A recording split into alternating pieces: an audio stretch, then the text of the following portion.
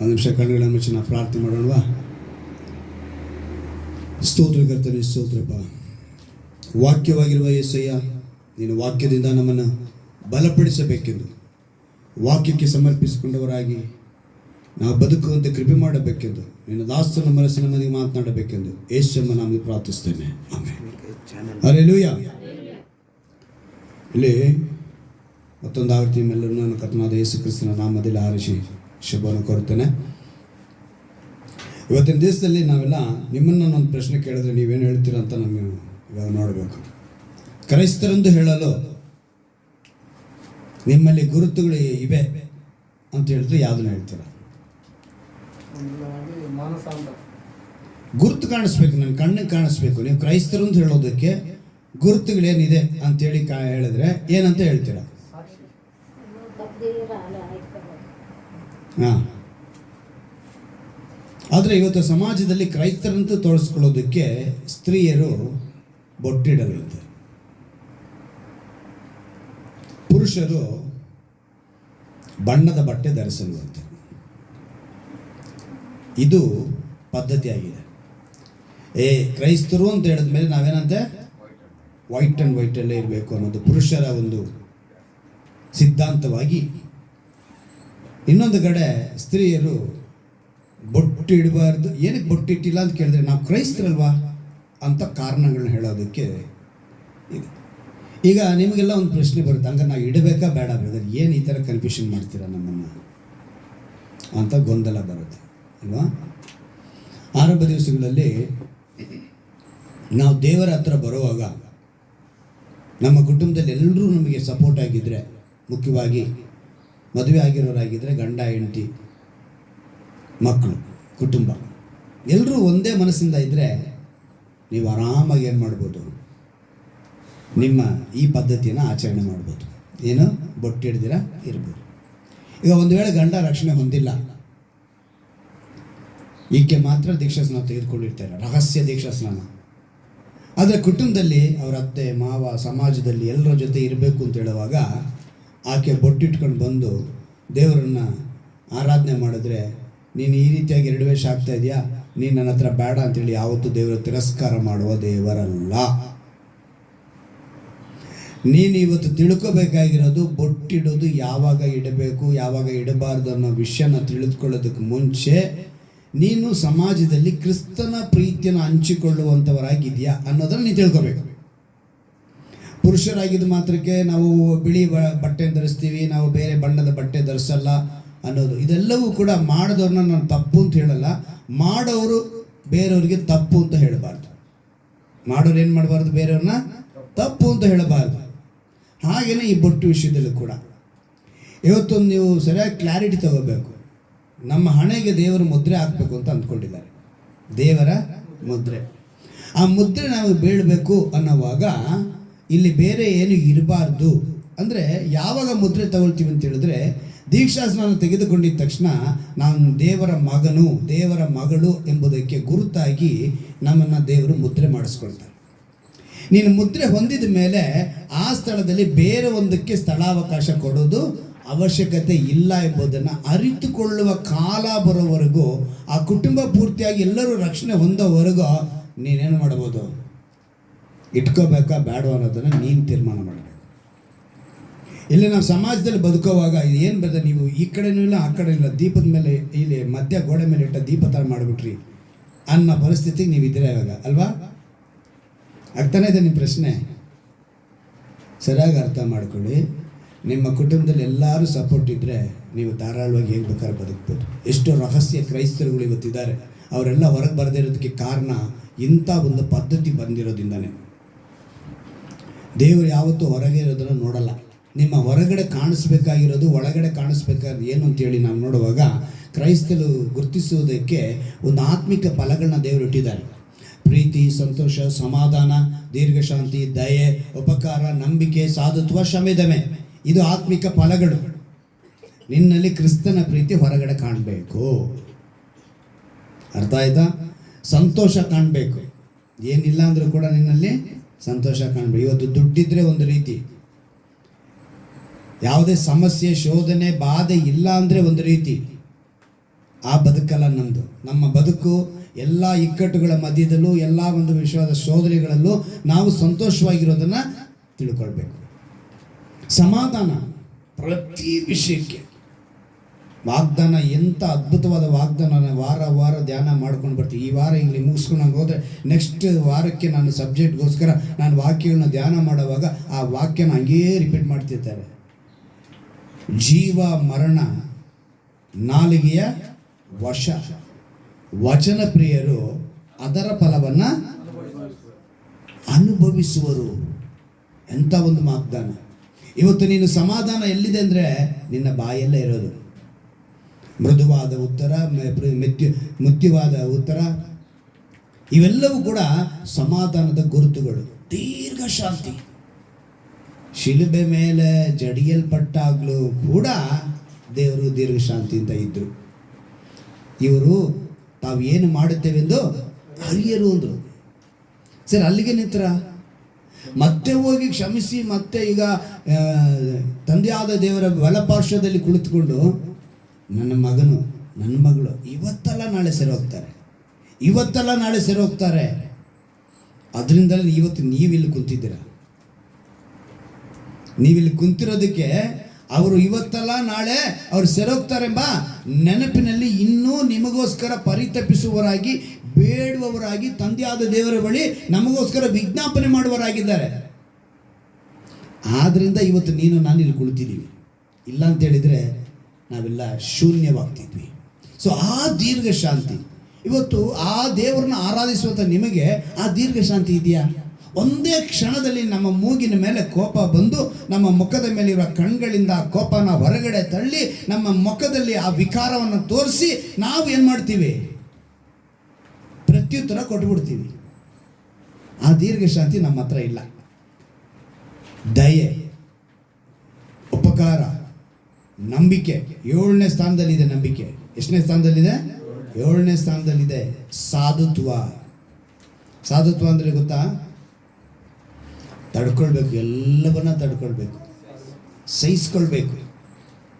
ಆ ವಿಷಯನ ದೇವರು ಸಾಧುತ್ವ ಅಂತಾರೆ. ಶಮೆ ದಮೆ. ಶಮೆ ದಮೆ ಅಂದರೆ ಏನು ಅರ್ಥ ಹೇಳಿ ನೋಡೋಣ. ಶಮೆ ಶಮೆ ನಾನು ಕ್ಷಮೆ ಹೇಳ್ತಿಲ್ಲ. ಶಾಮೆ ಶಾಮೆ ದಯೆ ದಮೆ ಏನು? ಕನ್ನಡ ಕ್ಲಾಸ್ ಎತ್ತಂಗೆ ಆಗೋದು ಈ ನಡುವೆ ನನಗೆ ನಿಮಗೆಲ್ಲ. ಮರ್ಯಾದೆ ಕೊಡೋದು ಇನ್ನೊಬ್ಬರಿಗೆ. ಈಗ ನನಗಿಂತ ಚಿಕ್ಕ ವಯಸ್ಸಿನಲ್ಲಿ ಒಬ್ಬರು ಕೆಲಸ ಮಾಡ್ತಾರೆ. ಅವರು PM ಪೋಸ್ಟು, CM ಪೋಸ್ಟು, ಇಲ್ಲ ಮ್ಯಾನೇಜರ್ ಪೋಸ್ಟು ಏನಾದರೂ ಒಂದು ಇರ್ತಾರೆ. ನನಗಿಂತ ಚಿಕ್ಕ ವಯಸ್ಸಿನವರು, 35 ವಯಸ್ಸಿನವರು, 40 ವಯಸ್ಸಿನವರು ಇರ್ತಾರೆ. ಅವರನ್ನು ಹೋಗಿ ನಾನು ಹೆಸರು ಕರೆಯೋಕ್ಕಾಗುತ್ತಾ? ಸರ್ ಅಂತಲೇ ಕರಿಬೇಕು. ಕಾರಣ ಏನು? ಅವರ ವಿದ್ಯೆ, ಅವರ ಉದ್ಯೋಗ. ಅದಕ್ಕೆ ನಾನೇನು ಮಾಡಬೇಕು? ಗೌರವ ಕೊಡಬೇಕು. ಅವರು ಕೂಡ ನನ್ನನ್ನು ನೋಡಿ ಬಾರಲಿ ಅಂತ ಕರೆಯಲ್ಲ. ನನ್ನ ವಯಸ್ಸಿಗೆ ಮರ್ಯಾದೆ ಕೊಟ್ಟು ಬನ್ನಿ ಸರ್, ಹೋಗಿ ಸರ್ ಅಂತಾರೆ. ಈ ರೀತಿಯಾದ ಮರ್ಯಾದೆ ಕೊಡುವ ಗುಣ ನಿಜವಾಗ್ಲೂ ದೇವರ ಮಕ್ಕಳಿಗೆ ಇರಬೇಕು. ನಿಮ್ಮಲ್ಲಿ ಆ ಗುಣ ಯಾರನ್ನು ನೋಡಿದ್ರು ಒಂದೇ ರೀತಿಯಾದ ಪ್ರೀತಿ, ಅದನ್ನು ನೀವು ರೂಢಿ ಮಾಡಬೇಕು. ಇದು ನಮ್ಮಲ್ಲಿ ಬರಬೇಕು. ಇವೆಲ್ಲವೂ ಬರಬೇಕಂದ್ರೆ ಕ್ರಿಸ್ತನ ಪ್ರೀತಿಯಲ್ಲಿ ನೆಲೆಗೊಳ್ಳಬೇಕು. ಈ ಸಮಯ, ಸಂದರ್ಭ, ಪರಿಸ್ಥಿತಿ ನೋಡಿ ನಾವು ಅದರಲ್ಲಿ ಬದುಕೋದಕ್ಕೆ ಹೇಗೆ ಅಂತ ದೇವರ ಜ್ಞಾನವನ್ನು ಪಡೆದುಕೊಂಡು, ಯಾಕೆಂದರೆ ಈ ಹಣೆ ಮುದ್ರೆಗೋಸ್ಕರ ಕೊಡಲ್ಪಟ್ಟಿರೋದು. ಸಮಯ ನೋಡಬೇಕು, ಸಂದರ್ಭ ನೋಡಬೇಕು, ನಮ್ಮ ಸುತ್ತಲಿರುವಂಥ ಪರಿಸ್ಥಿತಿ ನೋಡಬೇಕು. ಇವುಗಳ ಮಧ್ಯದಲ್ಲಿ ಬದುಕುವಂಥವ್ರು ಎಲ್ರಿಗೂ ನಾನು ಹೇಳೋದು, ಈಗ ನಾನು ಹೇಳಿದ ತಕ್ಷಣ ಬೊಟ್ಟಿಡಬೇಕು ಅನ್ನೋದು ವಿಷಯ ಅಲ್ಲ. ನೀವು ತಿಳ್ಕೊಳ್ಬೇಕು, ರಕ್ಷಣೆ ಒಂದೇ ಮಾರ್ಗದಲ್ಲಿ ಇರುವಂಥವ್ರು ಅನೇಕರಿದ್ದಾರೆ. ಕಾರಣ ಇದೇ ಒಂದು, ಅವರು ದೇವರ ಕಡೆ ಬರದೇ ಇರೋದಕ್ಕೆ ಕಾರಣ ಇಂಥದ್ದು. ಅನೇಕ ವಿಧವಾದ ಹೋರಾಟಗಳಿದೆ. ಆದರೆ ನಮ್ಮ ಹಣೆ ಯಾವಾಗಲೂ ದೇವರಿಗೆ ತೆರೆದದಾಗಿಯೇ ಇರಬೇಕು. ಅವ್ರ ಮುದ್ರಿಸಲ್ಪಟ್ಟಿದೆ. ಆದರೆ ಇಟ್ಟವ್ರನ್ನ ನಾವು ತಪ್ಪಾಗಿ ಅವ್ರನ್ನ ಕ್ರಿಸ್ತನ ಪ್ರೀತಿಯಲ್ಲಿ ಇಲ್ಲ ಅಂತೇಳಿ ಹೇಳೋ ಹಾಗಿಲ್ಲ. ಹಾಗೆ ವಸ್ತ್ರ ಧರಿಸೋರು ಅದು ಅವ್ರ ಇಷ್ಟ. ಆದರೆ ನಮ್ಮ ಮೇಲೆ ಅವರೇನು ಮಾಡಬಾರ್ದು? ಇದು ಮಾಡಿದ್ರೆ ನೀವು ಪರಿಶುದ್ಧರು ಅಂತೇಳಿ ಹೇಳಬಾರ್ದು. ನಾವು ಅವ್ರನ್ನ ನೋಡಿ ನೀವು ಬರೀ ಬಿಳಿ ವಸ್ತ್ರ ಧರಿಸಿದ್ರೆ ಸಾಲದು, ಒಳಗಡೆ ಇರಬೇಕು ಅನ್ನೋದು ಹೇಳೋ ಅವಶ್ಯಕತೆಯೂ ನಮಗಿಲ್ಲ. ಈಗ ಇವೆಲ್ಲವೂ ನಮ್ಮಲ್ಲಿ ದೇವರ ವಾಕ್ಯವೆಂಬ ರಾ ಮೆಟೀರಿಯಲ್ ಇದೆಯಲ್ಲ. ರಾ ಮೆಟೀರಿಯಲ್ ಅಂತ ಹೇಳಿ ಕಚ್ಚಾ ವಸ್ತು ಅಂತ ಹೇಳ್ತೀವಿ. ಇದು ವಾಕ್ಯ ಎಂಬ ಕಚ್ಚಾ ವಸ್ತು ಅದರಲ್ಲಿ ಸಾರ ಇರಬೇಕು, ಎಸೆನ್ಸ್. ಏನಿರಬೇಕು? ಎಸೆನ್ಸ್, ಸಾರ ಇರಬೇಕು. ಆ ಸಾರ ಇತ್ತು ಅಂದರೆ ಅದು ಒಳಗಡೆ ನಿಮಗೆ ಕ್ರಿಯೆ ಮಾಡುತ್ತೆ. ಇದನ್ನೇ ನಾವು ನಿಮಗೆ ಕೆಲವು ಉದಾಹರಣೆಗಳೊಂದಿಗೆ ನಾನು ನಿಮ್ಗೆ ಹೇಳ್ತೀನಿ. ಯಾಕಂದರೆ ದೇವರು ಕೂಡ ಅದನ್ನೇ ಮಾಡಿದ್ದು. ದೇವರು ತನ್ನ ಉಪದೇಶವನ್ನು ಯೇಸು ಕ್ರಿಸ್ತನ ಭೂಮಿ ಮೇಲಿದ್ದಾಗ ಮಾಡಿದಾಗೆಲ್ಲ ತುಂಬ ಸಾಮ್ಯಗಳನ್ನು ಹೇಳ್ತಾ ಇದ್ರು. ಅವ್ರೇನು ಹೇಳ್ತಿದ್ರು? ಸಾಮ್ಯಗಳನ್ನು ಹೇಳಿ ಅವ್ರಿಗೆ ತಿಳಿಸ್ತಾರೆ. ಯಾಕಂತ ಹೇಳಿದ್ರೆ, ಈಗ ನಿಮಗೆ ತಂದೆ ತಾಯಿಯನ್ನು ಸನ್ಮಾನಿಸಬೇಕು ಅನ್ನೋದು ಮಾತಿದೆ ಅಲ್ವಾ? ಇದನ್ನು ನಾವೇನು ಮಾಡ್ತೀವಿ, ಪ್ರಪಂಚದಲ್ಲಿ ಅನೇಕ ವ್ಯಕ್ತಿಗಳನ್ನ ಗುರುತಿಸಿ, ನೋಡಿ ಈ ವ್ಯಕ್ತಿ ಬಂದ್ಬಿಟ್ಟು ತಂದೆ ತಾಯಿನ ಸನ್ಮಾನಿಸಿದ್ರು, ಇವರು ಇವತ್ತು ಈ ರೀತಿಯಾಗಿ ಆಶೀರ್ವಿಸಲ್ಪಟ್ಟಿದ್ದಾರೆ ಅಂತ ಅವರ ಒಂದು ಉದಾಹರಣೆ. ಇನ್ನೊಂದನ್ನು ಹೇಳ್ತೀವಿ, ಇವರು ನೋಡು ತಂದೆ ತಾಯಿನ ಅವರು ಗೌರವಿಸಲಿಲ್ಲ, ತಂದೆ ತಾಯಿನ ಅವರು ಹೀನಪಡಿಸಿದ್ದಕ್ಕೋಸ್ಕರ ಇವರ ಪರಿಸ್ಥಿತಿ ಹೀಗಿದೆ. ಈ ರೀತಿ ಉದಾಹರಣೆಗಳನ್ನು ಹೇಳ್ತೀವಲ್ಲ, ಹಾಗೆಯೇ ಯೇಸು ಕ್ರಿಸ್ತನ ಭೂಮಿ ಮೇಲಿದ್ದಾಗ ಸಾಮ್ಯಗಳನ್ನು ಹೇಳಿ ಉದಾಹರಣೆಯ ಮೂಲಕ ಅವರಿಗೆ ಉಪದೇಶಗಳನ್ನು, ಬೋಧನೆಗಳನ್ನು ಮಾಡ್ತಾ ಇದ್ರು. ಅಂದರೆ ಒಂದು ವಿಷಯನ ಹೇಳುವಾಗ ಆ ವಿಷಯದಲ್ಲಿ ಲಾಭ, ಆ ವಿಷಯದಲ್ಲಿರುವ ನಷ್ಟ, ಆ ವಿಷಯದಲ್ಲಿರುವ ನಾಶ, ಆ ವಿಷಯದಲ್ಲಿರುವಂಥ ಅಪರಾಧ, ಆ ವಿಷಯದಲ್ಲಿರುವಂಥ ಅಪಾಯ, ಆ ವಿಷಯದಲ್ಲಿರುವಂಥ ಬುದ್ಧಿಹೀನತೆ, ಆ ವಿಷಯದಲ್ಲಿರುವ ಎಚ್ಚರಿಕೆ, ಆ ವಿಷಯದಲ್ಲಿರುವಂಥ ಜ್ಞಾನ, ಆ ವಿಷಯದಲ್ಲಿರುವಂಥ ಸಮಾಧಾನ, ಆ ವಿಷಯದಲ್ಲಿರುವ ಪರಿಹಾರ, ಆ ವಿಷಯದಲ್ಲಿರುವಂಥ ಆಶೀರ್ವಾದ, ಈ ಎಲ್ಲವೂ ಕೂಡ ಆ ಒಂದು ವಿಷಯದಲ್ಲಿ ಇರುವಾಗ ಅದನ್ನು ತಿಳ್ಕೊಂಡ್ರೆ ನಮಗೆ ಆಶೀರ್ವಾದ ಇರುತ್ತೆ. ಈಗ ಹೇಗೆ ಕದಿಯಬಾರದು ಅಂತ ಒಂದು ವಿಷಯ ಇದೆ. ಏನಂತ ಇದೆ? ಕದಿಯಬಾರದು. ಈಗ ಈ ಕದಿಯಬಾರದು ಅಂತ ಹೇಳುವಾಗ ಇದು ನಮಗೇನು ಹೊಸದೇನಲ್ಲ. ಚಿಕ್ಕಂದಿಂದ ನಮ್ಮ ತಂದೆ ತಾಯಿಗಳು ಹೇಳ್ಕೊಟ್ಟಿರ್ತಾರೆ, ಸ್ಕೂಲ್ಗೆ ಹೋದಾಗ ಟೀಚರ್ಗಳು ಹೇಳ್ಕೊಡ್ತಾರೆ, ನಮ್ಮ ಜೊತೆಗಿರೋರು ಬಂಧು ಬಡವರು ಯಾರು ಕೂಡ ನಮ್ಮನ್ನು ಕದಿ ಅಂತ ಹೇಳಲ್ಲ, ಕದಿಯಬಾರದು ಅಂತಲೇ ಹೇಳ್ತಾರೆ. ಆದರೆ ಇದರಲ್ಲಿ ಇವತ್ತು ನಿಮಗೆ ಈ ವಿಷಯನ ಇನ್ನೊಬ್ರು ಹೇಳಿದ್ರೆ ಯಾರು ಅಂತ ಹೇಳಿ ನೋಡುವಾಗ ದೇವರು ಹೇಳ್ತಾರೆ. ಈಗ ದೇವರು ಹೇಳೋದಕ್ಕೂ ಮನುಷ್ಯರು ಹೇಳೋದಕ್ಕೂ ವ್ಯತ್ಯಾಸ ಇದೆ. ಆ ವ್ಯತ್ಯಾಸನ ನಾವು ಕಂಡುಕೊಳ್ಬೇಕು. ಹೇಗೆ ಕಂಡುಕೊಳ್ಳೋದು? ಹೇಳುವ ವ್ಯಕ್ತಿಯಿಂದ ಆ ವಿಷಯದ ಆ ಮಾತಿಗೆ ಶಕ್ತಿ ಜಾಸ್ತಿ. ನಾನು ಹೇಳೋದು, ಹೇಳುವ ವ್ಯಕ್ತಿಯ ಮೂಲಕ ಆ ಮಾತಿಗೆ ಶಕ್ತಿ ಜಾಸ್ತಿ. ಹೇಗೆ ಅಂತ ಹೇಳ್ತೀನಿ, ತಿಳ್ಕೊಳ್ಳಿ. ಅದಕ್ಕೊಂದು ಪವರ್ ಇದೆ. ಈಗ ಒಬ್ಬ ಭಿಕ್ಷುಕ ಬಂದು ನಮ್ಮ ಹತ್ರ ಗಾಡಿಯಾಗಿ ನಿಲ್ಲಿಸಿದ್ಯಾ ತೆಗಿ ಅಂತ ಹೇಳ್ತಾನೆ. ಯಾರು ಹೇಳಿದ್ದು? ತೆಗಿತೀರಾ?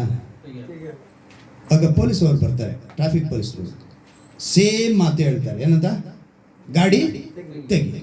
ಈಗ ಭಿಕ್ಷುಕ ಹೇಳಿದ್ದಕ್ಕೂ ಪೊಲೀಸ್ನವ್ರು ಹೇಳಿದ್ದಕ್ಕೂ ವ್ಯತ್ಯಾಸ ಏನು? ಪೊಲೀಸ್ನವ್ರ ಹತ್ರ ಏನಿದೆ? ಅಧಿಕಾರ ಇದೆ. ಆ ಅಧಿಕಾರದಿಂದ ನಾನು ತಪ್ಪಾಗಿ ನಿಲ್ಲಿಸಿದ್ರೆ ನನ್ನ ಹತ್ರ ದಂಡ ವಸೂಲಿ ಮಾಡೋದಕ್ಕೋ ಅಥವಾ ನನಗೆ ಬುದ್ಧಿ ಹೇಳೋದಕ್ಕೋ ನನಗೆ ಶಿಕ್ಷೆ ಹೇಳೋದಕ್ಕೋ ಅವ್ರಿಗೇನಿದೆ? ಅಧಿಕಾರ ಇದೆ. ಆದರೆ ಭಿಕ್ಷುಕನಿಗೆ ಇಲ್ಲ. ಇವತ್ತು ನಮಗೆ ಆ ರೀತಿಯಾಗಿ ದೇವರ ಮಾತಿಗೂ ನನ್ನ ಮಾತಿಗಿರುವಂಥ ವ್ಯತ್ಯಾಸನ ತಿಳ್ಕೊಳ್ಬೇಕು. ಇವತ್ತು ಅದನ್ನೇ ದೇವರು ಇವಾಗ ಇನ್ನೂ ಸ್ವಲ್ಪ ನಿಮಗೆ ಇನ್ನೂ ಹೆಚ್ಚಾಗಿ ಹೇಳ್ತೀನಿ. ಇವಾಗ ಅದೇ ಒಂದು ಈಗ ಪೊಲೀಸ್ನವ್ರು ಬಿಟ್ಬಿಡೋಣ, DCP ತಗೊಳ್ಳೋಣ. ಯಾರು? Deputy commissioner. ಅವರು ಜೀಪ್ನಲ್ಲಿ ಬಂದಿದ್ದಾರೆ, ನೀನು ಆ ಕಡೆ ಎಲ್ಲೋ ನಿಂತಿದ್ಯಾ ಅಂತ ಚಿಟಿಕೆ ಹಾಕ್ತಾರೆ. ಏನು ಮಾಡ್ತಾರೆ?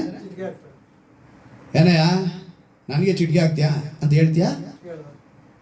ಯಾಕೆ? ಅವ್ರಿಗಿರುವಂಥ ಅಧಿಕಾರ. ಈಗ ಒಬ್ಬ ವ್ಯಕ್ತಿಗೆ ಆ ಅಧಿಕಾರ ಇರುವಾಗ ಅವನ ಮಾತಿಗೆ ಅಷ್ಟೊಂದು ಪವರ್ ಅಂತ ಹೇಳುವಾಗ ಇವತ್ತು ನೀವು ಯೋಚನೆ ಮಾಡಬೇಕು. ಯೋಚನೆ ಮಾಡಬೇಕು, ನೀವು ಯಾರ ಮಾತನ್ನು ಕೇಳಿಸ್ಕೊಂಡು ಕುಂತಿದ್ದೀರಾ? ಹಲ್ಲೆಲೂಯಾ. ಯೋಹಾನ ಬರೆದ ಸುವಾರ್ತೆ 6ನೇ ಅಧ್ಯಾಯ 63ನೇ ವಾಕ್ಯ. ಯೋಹಾನ ಬರೆದ ಸುವಾರ್ತೆ 6ನೇ ಅಧ್ಯಾಯ 63ನೇ ವಾಕ್ಯ. ಬದುಕಿಸುವಂತದ್ದು ಏನಂತ ಹೇಳ್ತಾರೆ? ಬದುಕಿಸುವಂತದ್ದು ಆತ್ಮವೇ, ಮಾಂಸವು ಯಾವುದಕ್ಕೂ ಬರುವುದಿಲ್ಲ. ನಾನು ನಿಮಗೆ ಹೇಳಿರುವ ಮಾತುಗಳೇ ಆತ್ಮವಾಗಿಯೂ ಜೀವವಾಗಿಯೂ ಅವೇ. ಈಗ ಎಂಥ ಮಾತು! ದೇವರು ಹೇಳಿರೋ ಮಾತಲ್ಲಿ ಏನಿದೆ ಅಂತೆ ಸ್ಪಷ್ಟವಾಗಿ ಗಮನಿಸಬೇಕು ನೀವು. ನಾನು ನಿಮಗೆ ಹೇಳಿರುವ ಮಾತುಗಳೇ ಆತ್ಮವಾಗಿಯೂ ಜೀವವಾಗಿಯೂ. ಅಂದರೆ ದೇವರ ಮಾತಿನಲ್ಲಿ ಏನಿದೆ? ಆತ್ಮ ಇದೆ, ಜೀವ ಇದೆ. ಈಗ ಆ ಮಾತಿಗೆ ಎಷ್ಟು ಬೆಲೆ ಕೊಡಬೇಕು ನಾವು? ಒಬ್ಬ ಅಧಿಕಾರಿ ಮಾತಿಗೆ ನಾವು ಬೆಲೆ ಕೊಡೋರಾದರೆ ಈಗ ನಾವು ಈಗ ನಿಮ್ಗೆ ಇನ್ನೂ ಚೆನ್ನಾಗಿ ಅರ್ಥ ಆಗೋ ರೀತಿ ಹೇಳ್ತೀನಿ. ಆ ಮಾತಿಗೆ ಆ ಜೀವ ಅನ್ನೋದನ್ನ ಹೇಳ್ತೀನಿ. ಈಗ ಒಂದು ಬೀಜ ಬಿತ್ತಿದ್ದೀವಿ ಅಂತ ಇಟ್ಕೊಳ್ಳೋಣ. ಬೀಜ ಬಿತ್ತಿದ್ದೀವಿ, 2 ಲೀಟ್ರ್ ಪೆಪ್ಸಿ ತೊಗೊಂಬಂದ್ಬಿಡೋಣ. ಏನು ತೊಗೊಂಬರೋಣ? ಪೆಪ್ಸಿ ನೀರಾಗಿದೆಯಾ ಗಟ್ಟಿಯಾಗಿದೆಯಾ? ಅಲ್ವಾ? ದ್ರವನೇ. ಆದರೆ ಆ ಬೀಜಕ್ಕೆ ಉಯ್ಯೋಣ, ಗಿಡ ಬೆಳೆಯುತ್ತಾ? ಒಣಗೋಗುತ್ತೆ, ನಾಶ ಆಗುತ್ತೆ. ಕರೆಕ್ಟ್ ತಾನೇ? ಸೊ ಇವಾಗ ನಿಮ್ಮ ಫ್ರಿಡ್ಜಲ್ಲಿ ಯಾರ ಮನೆಯಲ್ಲೂ ಪೆಪ್ಸಿ ಇಲ್ವಾ? ಕೊಕೋ ಕೋಲಾ, ಸ್ಪ್ರೈಟು ಯಾರು ಇಟ್ಟಿಲ್ವಾ ಫ್ರಿಡ್ಜಲ್ಲಿ? ಅಲ್ಲಿಗೆ ಒಳ್ಳೆ ವಿಶ್ವಾಸಗಳಿವೆಲ್ಲ. ಕುಡಿದ್ರೆ ಇದೇ ಕಥೆನೆ. ಪೆಪ್ಸಿ ಆಗ್ಬೋದು, ಕೊಕ್ಕೋ ಆಗ್ಬೋದು. ಇದು ತಿಳ್ಕೊಳ್ಳೋಕ್ಕೆ ನನಗೊಂದು 50 ವರ್ಷ ಬೇಕಾಯಿತು. ಸೊ ನಾನು ತಿಳ್ಕೊಂಡಿರೋದ್ರಿಂದ ನಿಮಗೆ ಚಿಕ್ಕ ವಯಸ್ಸಿನಲ್ಲಿ ನಿಮ್ಗೆ ಹೇಳ್ಕೊಡ್ತೀನಿ. ಯಾವುದೂ ಪ್ರಯೋಜನವಿಲ್ಲದ್ದು. ಒಳ್ಳೆ ನಿಂಬೆಹಣ್ಣು ರಸ ಮಾಡ್ಕೊಂಡು ಕುಡ್ಕೊಳ್ಳಿ, ಒಳ್ಳೆ ಹಣ್ಣು ತೊಗೊಂಬಂದು ನೀವೇ ಜ್ಯೂಸ್ ಮಾಡಿ ಕುಡ್ಕೊಳ್ಳಿ.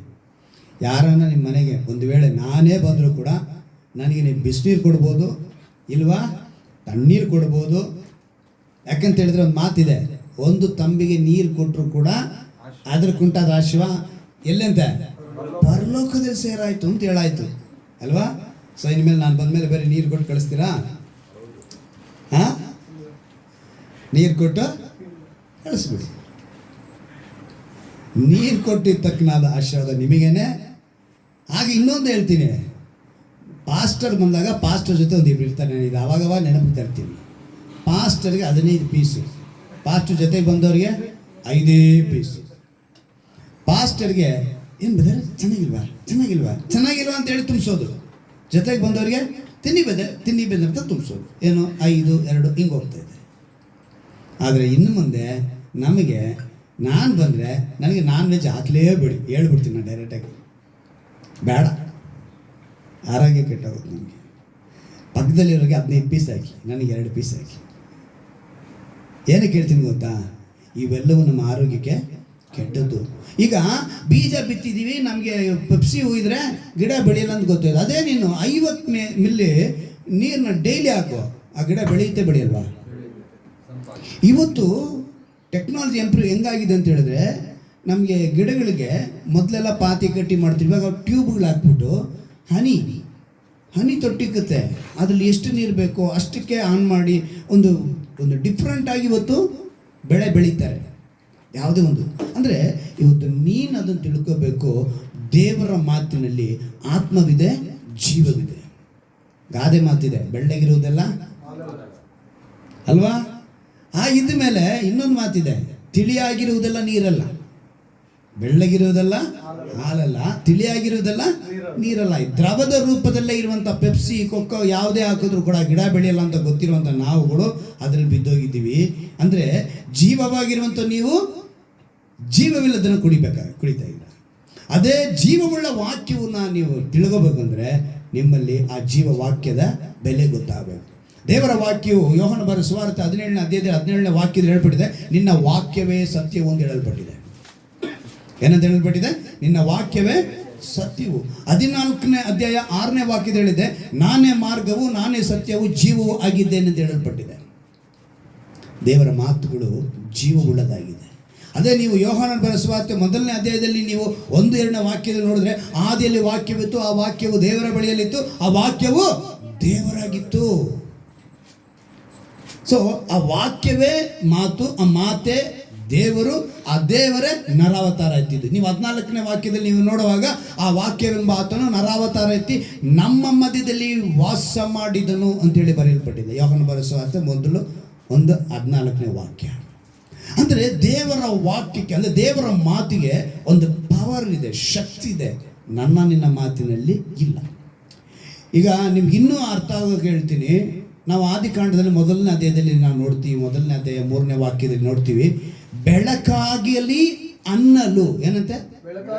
ಅನ್ನಲು ಬೆಳಕಾಗಿ. ಅನ್ನಲು, ಆ ಮಾತನ್ನು ನೀವು ಗಮನಿಸಬೇಕು. ಬೆಳಕಾಗಿ ಅನ್ನಲು ಬೆಳಕಾಗೋಯ್ತು. ನೀವು ಮಾಸ್ಟರ್ ನೀವು ಒಂದೊಂದೇ ನೋಡಿದ್ರೆ ಅದರಲ್ಲಿ ನಾವು ನೋಡ್ತೀವಿ, ಅಂದನು, ಹೇಳಿದನು, ಎಲ್ಲವನ್ನ ಒಳ್ಳೆಯದೆಂದ ನೋಡಿದನು.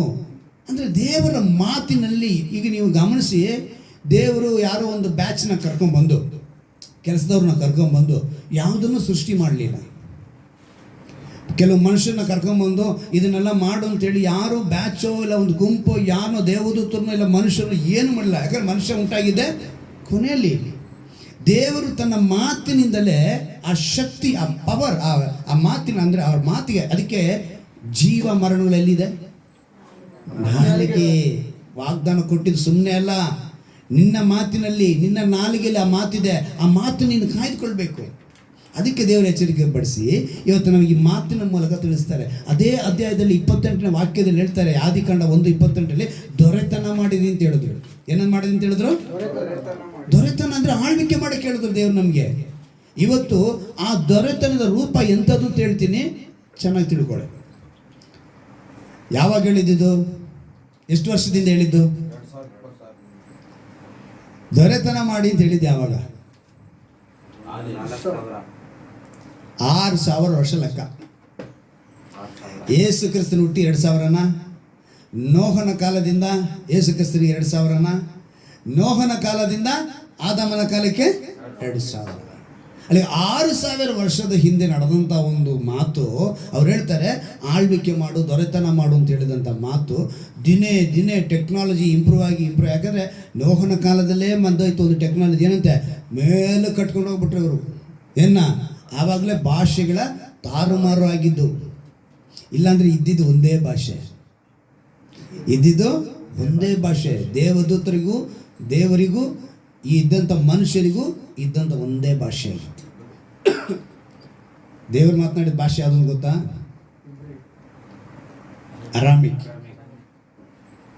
ಅರಾಮಿಕ್ ಭಾಷೆ. ಅದನ್ನು ನೀವು ಕೇಳಿಸ್ಕೊಂಡ್ರೆ ನಮ್ಮ ಮಹಮ್ಮದಿಯ ಸಹೋದರರು ಅವರು ಕುರಾನ್ ಓದಬೇಕಾದ್ರೆ ಯಾವ ಶೈಲಿಯಲ್ಲಿ ಓದ್ತಾರೋ ಹಾಗೇ ಇರುತ್ತೆ ಮಾತುಗಳು. ಅರಾಮಿಕ್ ಭಾಷೆಗೂ ಅದಕ್ಕೂ ಸ್ವಲ್ಪನೇ ವ್ಯತ್ಯಾಸ. ಈಬ್ರು ಭಾಷೆಗೂ ಅಷ್ಟೇ, ಎಲ್ಲ ಒಂದೇ ಥರ. ಉರ್ದುಗೂ ಅದಕ್ಕೂ ಸ್ವಲ್ಪ ವ್ಯತ್ಯಾಸ ಬರುತ್ತೆ. ಈಗ ನಾವು ತಿಳ್ಕೊಳ್ಬೇಕಾಗಿರೋದು ದೇವರ ಮಾತು, ಆ ಒಂದು ಪವರ್ನ ಅವತ್ತು ಅವ್ರು ತೋರಿಸಿ ನೀನು ಏನು ಮಾಡಬೇಕು, ದೊರೆತನ ಮಾಡಬೇಕು ಅಂತ ಹೇಳಿದಾಗ ಇವತ್ತು ಆ ದೊರೆತನದ ರೂಪ ನಾವು ಅನೇಕ ಟೆಕ್ನಾಲಜಿ ಬಂದ್ವಿ.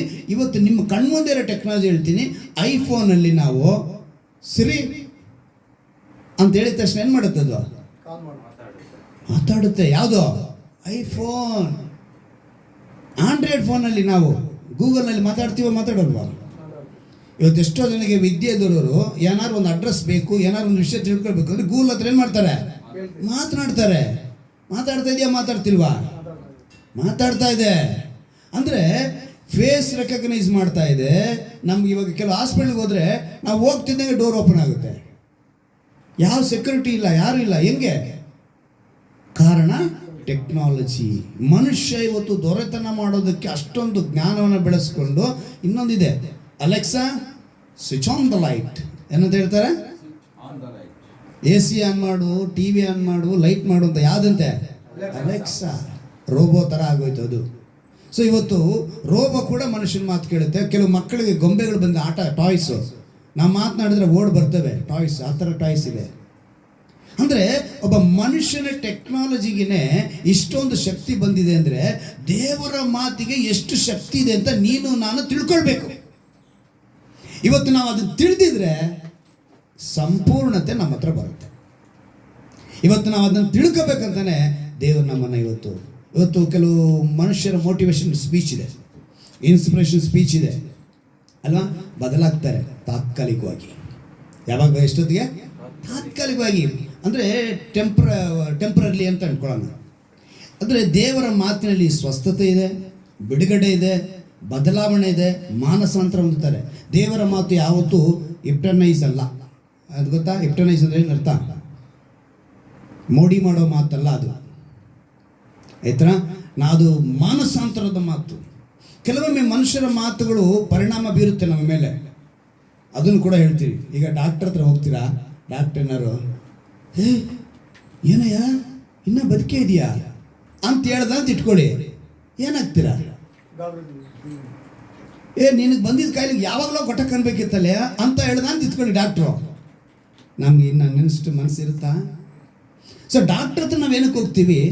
ಡಾಕ್ಟ್ರು ನಮ್ಮ ಹತ್ರ ಏನೇ ಇದ್ರೂ ಕೂಡ ಏನು ಚಿಂತೆ ಮಾಡಬೇಡಪ್ಪ, ಔಷಧಿ ಇದೆ, ಎಲ್ಲ ಸರಿಯಾಗುತ್ತೆ ಅಂತ ಧೈರ್ಯದ ಮಾತು ಹೇಳ್ತಾನೆ. ಆ ಮಾತು ಏನಾಗುತ್ತೆ, ನಮ್ಮ ಮೇಲೆ ಪರಿಣಾಮ ಬೀರುತ್ತೆ. ಸ್ವಲ್ಪ ಮನುಷ್ಯನ ಮಾತಿಗೆ ಇಷ್ಟೊಂದು ಪರಿಣಾಮಗಳು ಬೀರುವಾಗ ನೀನು ನಾನು ಆರಾಧಿಸುವ ಈ ಸಕಲವನ್ನು ಸೃಷ್ಟಿ ಮಾಡಿರುವ ಯೇಸು ಕ್ರಿಸ್ತನ ಮಾತಿನಲ್ಲಿ ಎಷ್ಟು ಪವರ್ ಇದೆ. ಹಲ್ಲೆಲೂಯಾ. ಆ ಪವರ್ನ ನೀನು ತಿಳ್ಕೋಬೇಕು. ಆ ಪವರ್ ಅದಕ್ಕೆ ಹೇಳಿದ್ದು, ನಮ್ಮ ಏನಿದೆ ನಾಲಿಗೆಯಲ್ಲಿ ಜೀವ ಮರಣ. ಈಗ ದೇವರ ವಾಕ್ಯದಲ್ಲಿ ಏನಿದೆ, ಆತ್ಮವು ಜೀವವಿದೆ, ಆತನೇ ಸತ್ಯವಾಗಿದ್ದಾನೆ, ಆತನಲ್ಲೇ ಮಾರ್ಗವಿದೆ, ಆತನಲ್ಲೇ ಜೀವವಿದೆ. ಇದನ್ನು ತಿಳ್ಕೊಂಡ್ರೆ ನಾ ಬಲವನ್ನು ಹೊಂದಿಕೊಳ್ಳಬಹುದು. ದೇವರ ಮಾತು ಈಗ ನೀವು ಈ ಸೂರ್ಯ ಚಂದ್ರ ಎಲ್ಲ ನೋಡ್ತಿದ್ದೀರಲ್ವ, ಸೌರವ್ಯೂಹ ಅಂತ ನೋಡ್ತೀವಿ. ಇದನ್ನೆಲ್ಲ ನೋಡುವಾಗ ಈ ಅರ್ಥನ ಗ್ರೀನ್ ಪ್ಲಾನೆಟ್ ಅಂತಾರೆ. ಯಾವುದನ್ನ? ಈ ಭೂಮಿನ ಏನಂತ ಹೇಳ್ತಾರೆ? Green planet. ಇದೊಂದೇ ಮನುಷ್ಯನಿಗೆ, ಜೀವರಾಶಿಗಳಿಗೆ, ಬೇರೆ ಯಾವ ಗ್ರಹನೂ ಇಲ್ಲ. ಮೊನ್ನೆ ಯಾರೋ ಒಂದು 2 ತಿಂಗಳ ಮುಂಚೆನೋ 3 ತಿಂಗಳ ಮುಂಚೆ ಒಂದು ನ್ಯೂಸ್ ನೋಡಿದೆ. ಯಾವ ಲೇಡಿ ಯಾವುದೋ ಗ್ರಹಕ್ಕೆ ಹೋಗಿದ್ದಾರೆ, ರಿಟರ್ನ್ ಬರಲ್ಲ, ಜೀವ ಹೊಟ್ಟೋಗುತ್ತೆ. ವಯಸ್ಸು ಹುಡುಗಿನೇ ನಾವು ಸುಮಾರು ಹುಡುಗಿ, ಆ ಹುಡುಗಿ ಹೋಗಿದ್ದಾಳೆ, ರಿಟರ್ನ್ ಬರಲ್ಲ. ಆ ಗ್ರಹಕ್ಕೆ ಹೋದ್ಮೇಲೆ ಅವಳ ಪ್ರಾಣ ಹೊಟ್ಟೋಗುತ್ತೆ. ಅದಕ್ಕೆ ಪ್ರಯಾಣ ಬೆಳೆಸಿದ್ದಾಳೆ. ಅಲ್ಲಿ ಹೋದ್ಮೇಲೆ ರಿಟರ್ನ್ ಬರಲ್ಲ ಅಂತ ಗೊತ್ತಿದ್ರೂ ಕೂಡ ಇವತ್ತು ಅನೇಕ ಗ್ರಹಗಳಿಗೆ ಏನೇನೋ ಪ್ಲ್ಯಾನ್ ಮಾಡ್ತಿದ್ದಾರೆ. ಚಂದ್ರಕ್ಕೂ ಹೋಗ್ಬಿಟ್ರು, ಅಲ್ಲೂ ಗಿಡ ಬೆಳೆಸ್ಬೋದು, ಅದು ಮಾಡ್ಬೋದು. ಏನೇ ಮಾಡಿದ್ರು ಕೂಡ ದೇವರ ಸೃಷ್ಟಿಯಲ್ಲಿ ಗ್ರೀನ್ ಪ್ಲಾನೆಟ್ ಅಂತ ಹೇಳಿಟ್ಟಿರೋದು ಇದೊಂದು ಮಾತ್ರನೇ. ನಿಮಗೊಂದು ವಾಕ್ಯ ನೆನಪಿಗೆ ತರ್ತೀನಿ. ರೋಮಾಪುರದಲ್ಲಿ ಬರೆದ ಪತ್ರಿಕೆ 1ನೇ ಅಧ್ಯಾಯ, ರೋಮಾಪುರದಲ್ಲಿ ಬರೆದ ಪತ್ರಿಕೆ 1ನೇ ಅಧ್ಯಾಯ ಅದರ 19ನೇ ವಾಕ್ಯವನ್ನು ಗಮನಿಸೋಣ. ಯಾಕೆಂದರೆ ಚೆನ್ನಾಗಿ ಗಮನಿಸ್ಕೊಳ್ಳಿ, ದೇವರ ವಿಷಯವಾಗಿ ತಿಳಿಯಬಹುದಾದದ್ದು ಅವರ ಮನಸ್ಸಿಗೆ ಸ್ಪಷ್ಟವಾಗಿ ತಿಳಿದದೆ ಅದನ್ನು ಅವರಿಗೆ ದೇವರೇ ಸ್ಪಷ್ಟವಾಗಿ ತಿಳಿಸಿದನು. ದೇವರನ್ನ ವಿಷಯವನ್ನು ನಾವು ಸ್ಪಷ್ಟವಾಗಿ ತಿಳ್ಕೋಬೇಕು. ಅಂದರೆ ಇಲ್ಲಿ ನೆಕ್ಸ್ಟ್ 20ನೇ ವಾಕ್ಯ ಓದಿ. ಹೇಗೆಂದರೆ ಕಣ್ಣಿಗೆ ಕಾಣದಿರುವ ಆತನ ಗುಣಲಕ್ಷಣಗಳು, ಅಂದರೆ ಆತನ ನಿತ್ಯ ಶಕ್ತಿಯು, ದೈವತ್ವವು ಜಗದುತ್ಪತ್ತಿ ಮೊದಲಗೊಂಡು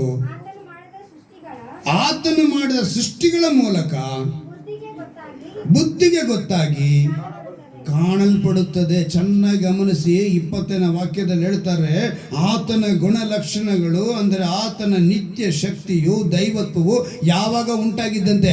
ಜಗದ ಉತ್ಪತ್ತಿ. ಈ ಜಗವು ಉತ್ಪತ್ತಿ ಆಗೋದಕ್ಕೆ ಮುಂಚೆನೇ ದೇವರ ಎಲ್ಲ ವಿಧವಾದ ಜ್ಞಾನ, ಆತನ ಶಕ್ತಿಯನ್ನು ನಾವು ತಿಳ್ಕೊಳ್ಬೇಕು. ಎಷ್ಟು ದೊಡ್ಡ ಒಂದು ದೇವರನ್ನ ನಾವು ಆರಾಧಿಸ್ತಾ ಇದ್ದೀವಿ. ಈಗ ಸೂರ್ಯ ಪ್ರಕಾಶ ಕೊಡ್ತಾ ಇದ್ದಾರೆ ಅಲ್ವಾ? ಸೂರ್ಯನ ಪ್ರಕಾಶ ಕೊಡ್ತಾ ಇದ್ದಾನೆ. ಆ ಪ್ರಕಾಶ ಹೆಂಗೆ ಬರುತ್ತೆ ಅಂತ ಗೊತ್ತಾ ಎಲ್ಲರಿಗಾರು? ಬರ್ತಾ ಬರ್ತಾ ಕನ್ನಡ ಕ್ಲಾಸ್ ಆಗೋಯ್ತು, ಸೈನ್ಸ್ ಕ್ಲಾಸ್ ಆಗೋಯ್ತು, ನಮ್ಮ ಸಭೆಯಲ್ಲಿ ವಿಜ್ಞಾನದ ಕ್ಲಾಸ್ ಎಲ್ಲ. ಮಧ್ಯಭಾಗದಲ್ಲಿ ಒಂದು ಪರಮಾಣು ಸಮ್ಮೇಳನ ಅಂತ ಹೇಳ್ತಾರೆ, ನ್ಯೂಕ್ಲಿಯರ್ ಫ್ಯೂಷನ್. ಅದೇನಾಗುತ್ತೆ, ಪ್ರಕ್ರಿಯೆ ಮೂಲಕ ಅದರಲ್ಲಿ ಒಂದು ಶಕ್ತಿ ಉತ್ಪಾದಿಸಿ ಅದು ವಿಪರೀತವಾಗಿ ತಾಪಮಾನ ಅಂದರೆ ಹೀಟ್ ಆಗುತ್ತೆ. ಆ ತಾಪಮಾನ ಒಂದು ಒತ್ತಡ, ಆ ಒತ್ತಡದಲ್ಲಿ ಹಗುರವಾದ ಹೈಡ್ರೋಜನ್ ರಿಲೀಸ್ ಆಗುತ್ತೆ. ಆ ಹೈಡ್ರೋಜನ್ ಪರಮಾಣುಗಳಾಗಿ ಬದಲಾಗಿ ಅದು ಭಾರವಾದ ಹಿಲಿಯಂ ಎಂಬ ಒಂದು ಅಂಶವನ್ನು ಉಂಟು ಮಾಡುತ್ತೆ.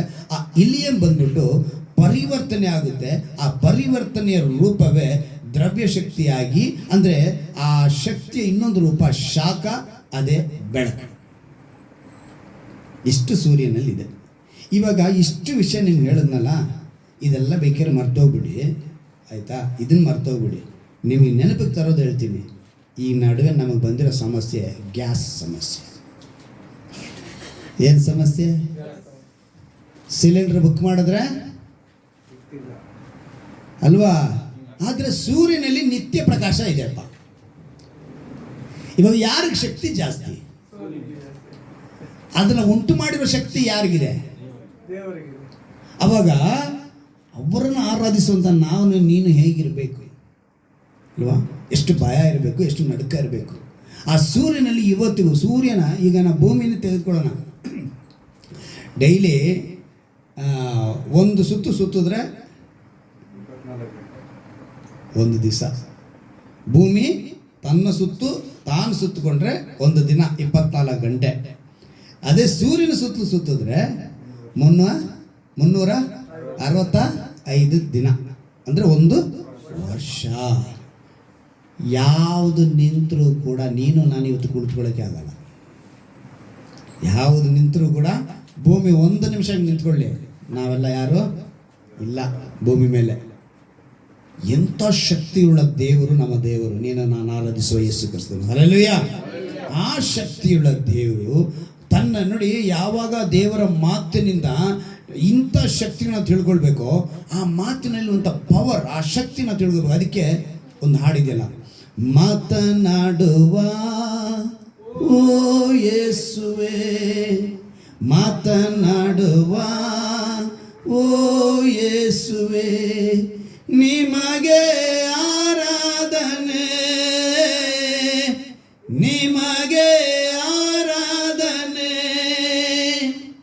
ನಿಮಗೆ ಆರಾಧನೆ,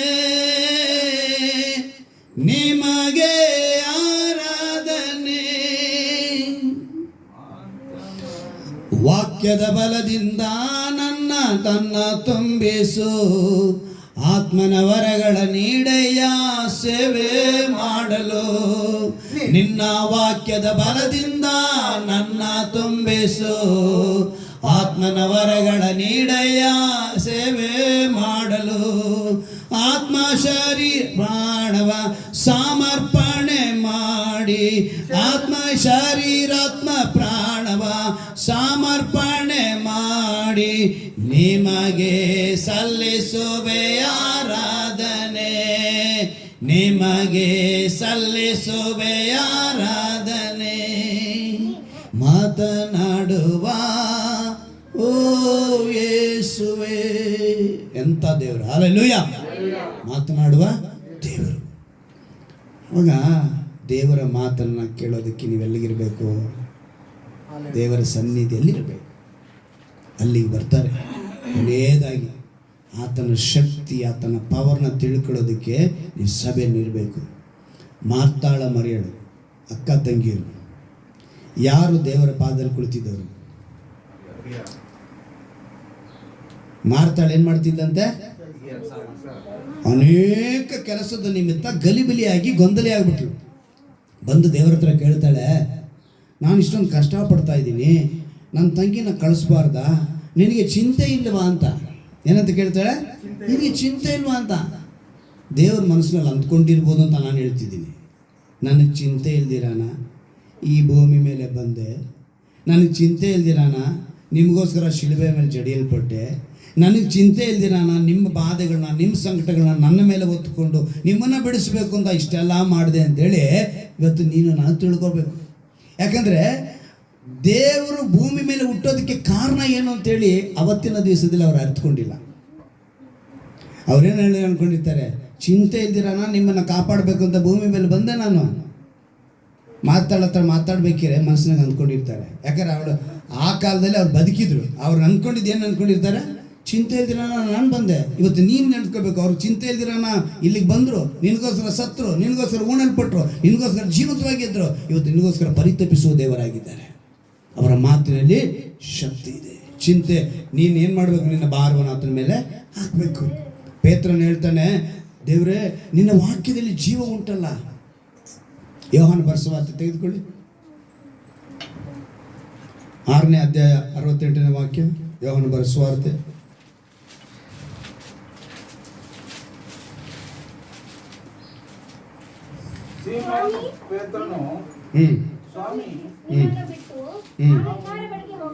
ಏನಂತ ಹೇಳ್ತಾನೆ? ನಾನು ನಿನ್ನ ಬಿಟ್ಟು ಇನ್ಯಾರ ಬಳಿಗೆ ಹೋಗೋಣ? ನಿನ್ನಲ್ಲಿ ನಿತ್ಯ ಜೀವವನ್ನುಂಟು ಮಾಡುವ ವಾಕ್ಯಗಳುಂಟು. ದೇವರಲ್ಲಿ ಏನಿದೆ? ನಿತ್ಯ ಜೀವವನ್ನುಂಟು ಮಾಡುವ ವಾಕ್ಯಗಳಿದೆ. ದೇವರು ಅದೇ ವಾಕ್ಯನ ಏನಂತ ಹೇಳ್ತಾರೆ ಗೊತ್ತಾ? ನನ್ನ ವಾಕ್ಯವು ನಿಮಗೆ ಏನಂತ, ರೊಟ್ಟಿಯು ಜೀವ ಕೊಡುವ ರೊಟ್ಟಿಯಾಗಿದ್ದೇನೆ ಅಂತ ಹೇಳ್ತಾರೆ. 31ನೇ ವಾಕ್ಯ 6ನೇ ಅಧ್ಯಾಯದಲ್ಲಿ, ನಮ್ಮ ಹಿರಿಯರು ಅಡವಿಲ್ಲ ಮನ್ನಾ ತಿಂದರು, ಪರಲೋಕದ ರೊಟ್ಟಿಯನ್ನು ಅವರಿಗೆ ತಿನ್ನುವುದಕ್ಕೆ ಕೊಟ್ಟನು ಎಂದು ಶಾಸ್ತ್ರದಲ್ಲಿ ಬರೆದಿಲ್ಲ. 35ನೇ ವಾಕ್ಯ, ಜೀವ ಕೊಡುವ ರೊಟ್ಟಿ ನಾನೇ, ನನ್ನ ಬಳಿಗೆ ಬರುವ ಎಂದಿಗೂ ಹಸಿವೆಯಾಗುವುದಿಲ್ಲ, ನನ್ನ ನಮ್ಮವನಿಗೆ ಎಂದಿಗೂ ನೀರಡಿಕೆ ಆಗುವುದಿಲ್ಲ. ದೇವರ ಮಾತಿನ ಶಕ್ತಿಯನ್ನು ಅವರು ತಿಳಿಸ್ತಾರೆ.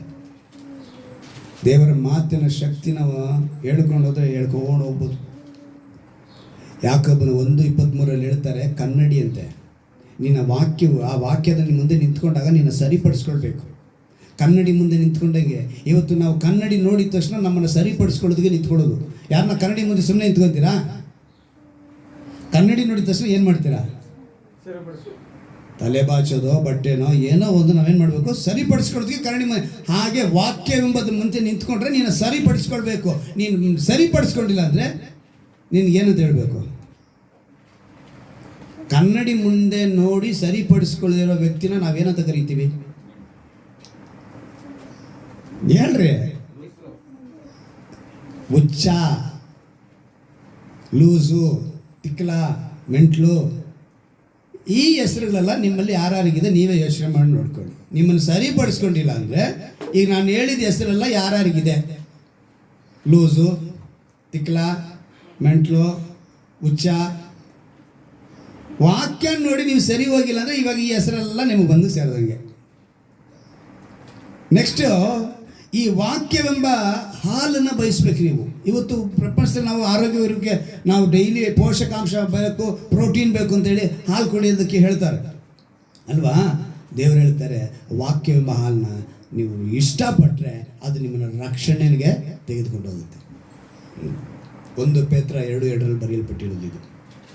ಕೀರ್ತನೆಯಲ್ಲಿ ಹೇಳ್ತಾರೆ, ದಾವೀದನ ಒಂದು ಅನುಭವ ಹೇಳ್ತಾನೆ, ವಾಕ್ಯವೆಂಬ ಜೇನಿಗಿಂತಲೂ ಜೇನು ತುಪ್ಪಕ್ಕಿಂತಲೂ ಸಿಹಿಯಾಗಿವೆ, ಬಂಗಾರಕ್ಕಿಂತಲೂ ಅಪರಂಜಿಗಿಂತಲೂ ಅಮೂಲ್ಯವಾದದ್ದು ಅಂತ ಹೇಳ್ತಾನೆ. ಯಾವುದನ್ನ? ದೇವರ ವಾಕ್ಯವನ್ನು.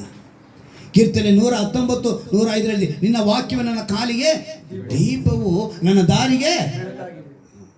ದೇವರ ಅದಕ್ಕೆ ಬೆಳಕು ಅನ್ನಲು ಏನಾಗುತ್ತೆ? ಬೆಳಕಾಗುತ್ತೆ. ಅಂಥ ಶಕ್ತಿಯುಳ್ಳ ದೇವರು.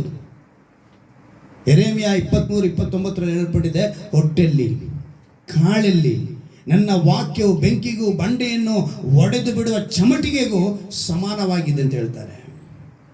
ಯಾವುದಕ್ಕೆ? ಚಮಟೆ ಅಂದ್ರೆ ಏನು? ಸುತ್ತಿಗೆ. ವಾಕ್ಯ ನಿಮ್ಮ ಹತ್ರ ಬಂದಾಗ ಗಟ್ಟಿಯಾಗಿರುವಂಥದ್ದನ್ನ ಕೆತ್ತಿ ಅದು ಸಪ್ರೇಟಾಗಿ ತೆಗೆದು ಏನಾಗಬೇಕು? 2 ಕಲ್ಲುಗಳು ಮಾತಾಡ್ಕೊಂತಂತೆ. ಯಾವುದು? 2 ಕಲ್ಲುಗಳು. ಒಂದು ಕಲ್ಲು ಹೇಳ್ತಾ ಇದೆಯಂತೆ, ಏನು ನಾನು ನೀನು ಒಂದೇ ಥರ ಇದ್ವಿ, ಆದರೆ ನನ್ನ ಬಂದವರೆಲ್ಲ ತುಳಿತಾ ಇದ್ದಾರೆ, ನಿನ್ನ ಹತ್ರ ಬಂದವರೆಲ್ಲ ನಮಸ್ಕಾರ ಮಾಡ್ತಿದ್ದಾರೆ ಅಂತ. ಏನಕ್ಕೆ ಅಂತ ಕೇಳಿದ್ರೆ, ಒಂದು ಕಲ್ಲು ಮೆಟ್ಲಾಗಿದೆ, ಇನ್ನೊಂದು ಕಲ್ಲು ಶಿಲೆಯಾಗಿದೆ. ಮೆಟ್ಲು ಹೇಳ್ತಾ ಇದೆ ಏನಂತ? ನನ್ನನ್ನು ಎಲ್ಲರೂ ತುಳ್ಕೊಂಡು ಹೋಗ್ತಿದ್ದಾರೆ, ನಿನ್ನ ನೋಡಿದ್ರೆ ಎಲ್ಲ ಆಶ್ಚರ್ಯವಾಗಿ ನೋಡ್ತಾರೆ, ನಮಸ್ಕಾರ ಮಾಡ್ತಾನಂತೆ. ಅದಕ್ಕೆ ಶಿಲೆ ಹೇಳ್ತಂತೆ, ನಾನು ನನ್ನ ಸ್ವಲ್ಪ ಒಪ್ಪಿಸಿಕೊಟ್ಟೆ. ಏನಂತ? ಕೆತ್ತೋದಕ್ಕೆ ಒಪ್ಪಿಸಿಕೊಟ್ಟೆ. ಕೆತ್ತಿದ ಮೇಲೆ ಈ ರೂಪ ಬಂತು, ನನ್ನ ನೋಡಿ ಎಲ್ಲರೂ ಆಶ್ಚರ್ಯ ಪಡ್ತಾರೆ, ನಮಸ್ಕಾರ ಮಾಡ್ತಾರೆ. ನೀನು ಕೆತ್ತೋದಕ್ಕೆ ಒಪ್ಪಿಗೆಗೊಳ್ಳಿಲ್ಲ, ಅದಕ್ಕೆ ನೀನು ಚಪ್ಪಡಿ ಏನಾಗಿದೆಯಾ? ಮೆಟ್ಲಾಗಿದೆಯಾ? ಇವತ್ತು ನೀನು ಮೆಟ್ಲ ಅಥವಾ ಕೆತ್ತೋದಕ್ಕೆ ಒಪ್ಪಿಸಿಕೊಡುವ ಶಿಲೆನ? ನೀನು ಆ ರೀತಿಯಾಗಿ ಬದುಕಿದ್ರೆ ದೇವರ ವಾಕ್ಯ ನಿನ್ನ ಮೇಲಕ್ಕೆ. ಅದಕ್ಕೆ ದೇವರು ಹೇಳ್ತಾರೆ, ಅದನ್ನು ಕಳಂಕ ಸುಕ್ಕು ಮತ್ತೊಂದು ಇಲ್ಲದ ಕನ್ನಿಕೆಯೋ ಎಂಬಂತೆ ಪರಿಶುದ್ಧವೂ ನಿರ್ದೋಷವೂ ಮಹಿಮೆಯುಳ್ಳದು ಆಗಿರುವ ಸಭೆಯನ್ನಾಗಿ ತನ್ನೆದುರಿನಲ್ಲಿ ನಿಲ್ಲಿಸಿಕೊಳ್ಳಬೇಕೆಂದು ವಾಕ್ಯೋಪದೇಶ ಸಹಿತವಾದ ಜಲಸ್ನಾನ ಅಂತ ಹೇಳ್ತಾರೆ. ವಾಕ್ಯೋಪದೇಶ ಸಹಿತವಾದ ಜಲಸ್ನಾನ, ಎಫೆಸದವರಿಗೆ 5:27 ವಾಕ್ಯ. ಸೊ ನೀವೆಲ್ಲ ವಾಕ್ಯೋಪದೇಶದ ಜಲಸ್ನಾನ ಆಗಿದ್ದೀರಾ. ನೀವು ಹೇಗಿರಬೇಕು? ನಮಗೆ ಕಳೆದ ವರ್ಷ ಹೇಳ್ತೀನಿ, ವರ್ಷದ ವಾಗ್ದಾನದಲ್ಲಿ ಮಾತು 55ನೇ ಅಧ್ಯಾಯ ಯೆಶಾಯ 55:10-11 ನನ್ನ ಹೇಗೆ ಮಳೆ ಹಿಮ ಬಿದ್ದು ಹೇಗೆ ಮೇಲಕ್ಕೆ ಹೋಗಿ ಮತ್ತೆ ಮಳೆ ಬರುತ್ತೋ ಹಾಗೆ ಇಲ್ಲಿ ಬಂದ ಮಳೆ ಬೆಳೆಯನ್ನು ಕೊಡಿದ್ರೆ ಹೇಗೆ ಇರುತ್ತೋ ಹಾಗೆ ನನ್ನ ವಾಕ್ಯವು ಇಲ್ಲಿ ಬಂದ ಮೇಲೆ ವ್ಯರ್ಥವಾಗಿ ಹಿಂತಿರುಗುವುದಿಲ್ಲ ಅಂತ ಮಾತು ಕೊಟ್ಟಿದ್ದಾರೆ. ದೇವರ ಮಾತೇನಾಗೋದಿಲ್ಲ, ವ್ಯರ್ಥವಾಗಿ ಹಿಂತಿರುಗುವುದಿಲ್ಲ. ಅಂದರೆ ಇವತ್ತು ನೀನು ನಾನು ತಿಳ್ಕೋಬೇಕಾಗಿರೋದು ಅದು ಇಬ್ಬಾಯಿ ಕತ್ತಿ. ಇಬ್ರಿಯರಿಗೆ ಒಂದೇ ಒಂದು ವಾಕ್ಯ ಓದೋಣ. ಇಬ್ರಿಯರಿಗೆ ಬರೆದ ಪತ್ರಿಕೆ 4ನೇ ಅಧ್ಯಾಯ 12ನೇ ವಾಕ್ಯ. ಇಬ್ರಿಯರಿಗೆ ಬರೆದ ಪತ್ರಿಕೆ 4ನೇ ಅಧ್ಯಾಯ 12ನೇ ವಾಕ್ಯ. ಯಾಕೆಂದರೆ ದೇವರ ವಾಕ್ಯವು ಸಜೀವವಾದದ್ದು, ಕಾರ್ಯಸಾಧಕವಾದದ್ದು, ಯಾವ ಇಬ್ಬಾಯಿ ಕತ್ತಿಗಿಂತಲೂ ಹದವಾದದ್ದು, ಯಾವುದಾದನಂತೆ ಪ್ರಾಣ ಆತ್ಮಗಳನ್ನು ಕೀಲು ಮಜ್ಜೆಗಳನ್ನು ವಿಭಾಗಿಸುವಷ್ಟು ಮಟ್ಟಿಗೂ ತೂರಿ ಹೋಗುವಂಥದ್ದು. ಇಲ್ಲಿ ಗಮನಿಸಬೇಕು ನೀವು, ಹೃದಯದ ಆಲೋಚನೆಗಳನ್ನು ಉದ್ದೇಶಗಳನ್ನು ವಿವೇಚಿಸುವಂಥದ್ದು ಆಗಿದೆ. ಇವತ್ತಿನವರೆಗೂ ಯಾವ ವಿಜ್ಞಾನಿ ಕೂಡ ಕಂಡುಹಿಡಿಯಕ್ಕಾಗದೇ ಇರುವಂಥ ವಿಷಯ ಏನು ಅಂತ ಹೇಳಿದ್ರೆ ಹೃದಯ ಅನ್ನೋದು ಎಲ್ಲಿದೆ ಅಂತ, ಅಂದರೆ ಮನಸ್ಸು. ನಾವೆಲ್ಲ ಎದೆನ ಇವತ್ತು ಹೃದಯ ಅನ್ಕೊಂಡಿದ್ದೀವಿ, ಅದೆಲ್ಲ ಸತ್ಯವೇದ ಆತ್ಮಿಕ ಪರಭಾಷೆ. ಆ ಭಾಷೆಯಲ್ಲಿ ಹೃದಯ ಅನ್ನೋದು ಮನಸ್ಸನ್ನ ಹೇಳೋದು. ಆ ಮನಸ್ಸು ಎಲ್ಲಿದೆ ಅಂತೇಳಿ ಯಾರಿಗೂ ಕಂಡುಹಿಡಿಯೋಕ್ಕೆ ಆಗ್ತಾ ಇಲ್ಲ. ಮೆದುಳನ್ನ ಕೆಲವರು ಹೇಳ್ಕೊತಾರೆ, ಏನೇನೋ ಹೇಳ್ಕೊತಾರೆ. ಅಂಥ ಒಂದು ಶಕ್ತಿಯುಳ್ಳ ದೇವರ ಮಾತಿನಿಂದ ಉಂಟಾಗ ಮಾಡಂತ ನಾವೆಲ್ಲ ಇವತ್ತು ಆ ಶಕ್ತಿನ ತಿಳಿದುಕೊಂಡು ನಾವು ಏನು ಮಾಡ್ತಾ ಇದ್ದೀವಿ? ಹೃದಯದ ಆಲೋಚನೆ, ಹೃದಯ ಎಲ್ಲಿದೆ ಅಂತ ಅದಕ್ಕೆ ಹೇಳ್ತೀನಿ. ಇಷ್ಟ ಅನೇಕರಿಗೆ ಗೊತ್ತೇ ಇಲ್ಲ. ದೇವ್ರು ಹೇಳಿದ ಮಾತೇನು ಗೊತ್ತಾ? ಈ ಭೂಮಿ ಆಕಾಶಗಳು ಅಳಿದು ಹೋಗುತ್ತೆ, ನನ್ನ ಮಾತುಗಳು ಅಳಿದು ಹೋಗುವುದಿಲ್ಲ ಅಂತ ಹೇಳಿದ್ದಾರೆ. ಸೊ ಇವತ್ತು ನೀನು ತಿಳ್ಕೋಬೇಕಾಗಿರೋದು, ದೇವರ ಮಾತಿಗೆ ಶಕ್ತಿ ಇದೆ, ಮನುಷ್ಯರ ಮಾತಿಗೆ ಶಕ್ತಿ ಇಲ್ಲ. ಆ ಶಕ್ತಿಯುಳ್ಳ ದೇವನ ಆರಾಧಿಸಕ್ಕೆ ಬಂದಿದ್ದೀವಿ. ಈ ಅನುಭವದಲ್ಲಿ ನಾವು ನಡೆಸು ಅಂತೇಳಿ ಒಪ್ಪಿಸಿಕೊಡೋಣವಾ? ಇವತ್ತು ನೀವು ಕೇಳಬೇಕದನ್ನು. ಮನುಷ್ಯರ ಮಾತಿನಿಂದ ಶಕ್ತಿ ಇಲ್ಲ, ದೇವರ ಮಾತಿನಲ್ಲಿ ಶಕ್ತಿ ಇದೆ. There is no power in human words. There is power in God's words. There is no power human, but power in God. ದೇವರಲ್ಲಿ ಆ ಶಕ್ತಿ ಇದೆ.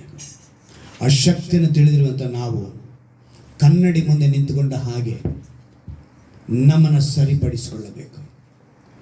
ವಾಕ್ಯ ಕೇಳಿ ಸರಿಯಾಗಬೇಕು. ವಾಕ್ಯವೆಂಬ ಹಾಲನ್ನು ಬಯಸಬೇಕು, ಅದರಿಂದ ರಕ್ಷಣೆಯನ್ನು ಪಡೆದುಕೊಳ್ಳುತ್ತೇವೆ. ವಾಕ್ಯವೆಂಬ ಜೇನಿಗಿಂತಲೂ, ಜೇನು ತುಪ್ಪಕ್ಕಿಂತಲೂ ಸಿಹಿಯಾಗಿವೆ, ಬಂಗಾರಕ್ಕಿಂತಲೂ ಅಪರಂಜಿಗಿಂತಲೂ ಅಮೂಲ್ಯವಾದದ್ದು. ದೇವರ ವಾಕ್ಯವು ನಿನ್ನ ಕಾಲಿಗೆ ದೀಪವು, ನನ್ನ ದಾರಿಗೆ ಬೆಳಕು ಆಗಿದೆ ಎಂಬುದನ್ನು ನಂಬಬೇಕು. ಹೊಟ್ಟೆಲ್ಲಿ ಕಾಳಲ್ಲಿ ನನ್ನ ವಾಕ್ಯವು ಬೆಂಕಿಗೂ ಬಂಡೆಯನ್ನು ಒಡೆದು ಬಿಡುವ ಚಮಟಡಿಗೂ ಸಮಾನವಾಗಿದೆ ಎಂದು ದೇವರ ಮಾತು ಹೇಳಲ್ಪಟ್ಟಿದೆ. ನಿನ್ನಲ್ಲಿರುವಂತಹ ಕಲ್ಲಾದ ಮನಸ್ಸನ್ನ ಅದು ಒಡೆದು ಬಿಡುವಷ್ಟು ಶಕ್ತಿಯುಳ್ಳದಾಗಿದೆ. ನೀನು ರಕ್ಷಣೆ ಕಡೆಗೆ ಬರಬೇಕು, ಮಾನಸಾಂತರದ ಕಡೆಗೆ ಬರಬೇಕು. ಕಳಂಕ, ಸುಕ್ಕು ಮುಂತಾದೊಂದು ಇಲ್ಲದ ಕನ್ನಿಕೆಯೋ ಎಂಬಂತೆ ಪರಿಶುದ್ಧವೋ ನಿರ್ದೋಷವೋ ಮಹಿಮೆಯುಳ್ಳದ್ದು ಆಗಿರುವ ಸಭೆಯನ್ನಾಗಿ ತನ್ನೆದುರಿನಲ್ಲಿ ನಿಲ್ಲಿಸಿಕೊಳ್ಳಬೇಕೆಂದು ವಾಕ್ಯೋಪದೇಶ ಸಹಿತವಾದ ಜಲ ಸ್ನಾನವನ್ನು ಮಾಡಿಸಿ ಶುದ್ಧವುಳ್ಳವನಾಗಿರಬೇಕು. ಇವತ್ತು ದೇವರಿನ ವಾಕ್ಯೋಪದೇಶದಿಂದ ಜಲಸ್ನಾನ ಮಾಡಿದ್ದಾರೆ. ಆತನ ಮಾತಿಗೆ ಬಲವಿದೆ, ದೇವರ ಮಾತಿಗೆ ಶಕ್ತಿ ಇದೆ, ಒಂದು ಪವರ್ ಇದೆ. ಆ ಪವರ್ ಸಜೀವವಾದದ್ದು, ಕಾರ್ಯಸಾಧಕವಾದದ್ದು, ಯಾವ ಇಬ್ಬಾಯಿ ಕತ್ತಿಗಿಂತಲೂ ಹದವಾದದ್ದು, ಪ್ರಾಣ ಆತ್ಮಗಳನ್ನು ಕೀಲು ಮಜ್ಜೆಗಳನ್ನು ವಿಭಾಗಿಸುವಷ್ಟು ಮಟ್ಟಿಗೂ ತೂರಿ ಹೋಗುವಂಥದ್ದು, ಹೃದಯದ ಆಲೋಚನೆಗಳನ್ನು ಉದ್ದೇಶವನ್ನು ವಿವೇಕಿಸುವಂಥದ್ದು ಆಗಿದೆ. ಭೂಮ್ಯಾಕಾಶಗಳು ಅಳಿದು ಹೋಗುವು, ಆದರೆ ನನ್ನ ಮಾತುಗಳು ಅಳಿದು ಹೋಗುವುದೇ ಇಲ್ಲ ಎಂದು ಮಾತು ಕೊಟ್ಟಂತ ದೇವರು. ಆ ಮಾತಿನ ಶಕ್ತಿಯನ್ನು ತಿಳಿದುಕೋ. ಆತನ ಮಾತಿನಲ್ಲಿ ಆತ್ಮವಿದೆ, ಆತನ ಮಾತಿನಲ್ಲಿ ಜೀವವಿದೆ, ಆತನ ವಾಕ್ಯದಲ್ಲಿ ನಿತ್ಯ ಜೀವ ಉಂಟು. ಹೌದು ರಾಜ, ಇವತ್ತು ನಾವು ಈ ವಾಕ್ಯವನ್ನು ಕೇಳಿದ್ದೇವೆ, ಇದಕ್ಕೆ ನಮ್ಮನ್ನು ಒಪ್ಪಿಸಿಕೊಡುತ್ತಿದ್ದೇವೆ. ನಮ್ಮನ್ನು ಸರಿಪಡಿಸು ಅಂತ ಹೇಳುವ ಪ್ರತಿಯೊಬ್ಬರಿಗೂ ಕೊಡ್ತಾ ಇರ್ತಾನೆ. ಈ ವಾಕ್ಯವನ್ನ, ಈ ಸಂದೇಶವನ್ನ ಕೇಳಿದವರು, ಆನ್ಲೈನ್ ಕೇಳಿದವರು ಯಾರಾದರೂ ಕೂಡ ಕರ್ತಾನೆ. ಈ ಸಮಯದಲ್ಲಿ ಒಪ್ಪಿಸಿಕೊಡುವಾಗ ಕರ್ತಾನೆ ಒಂದು ಬಿಡುಗಡೆ, ಒಂದು ಸ್ವಸ್ಥತೆ ಯೇಸು ಎಂಬ ನಾಮದಲ್ಲಿ ಅದ್ಭುತವನ್ನು ಮಾಡುವ ಶಕ್ತಿಯುಳ್ಳ ದೇವರು. ನಿನ್ನ ಬಾಯಿ ಮಾತಿನಿಂದ ಸಕಲವನ್ನು ಸೃಷ್ಟಿ ಮಾಡಿದ್ಯಾ ಕರ್ತಾನೆ. ನಿನಗೆ ಶಕ್ತಿ ಇದೆ, ಆ ಪವರ್ ಇದೆ ಎಂದು ನಾವು ತಿಳಿದುಕೊಂಡಿದ್ದೇವಪ್ಪ.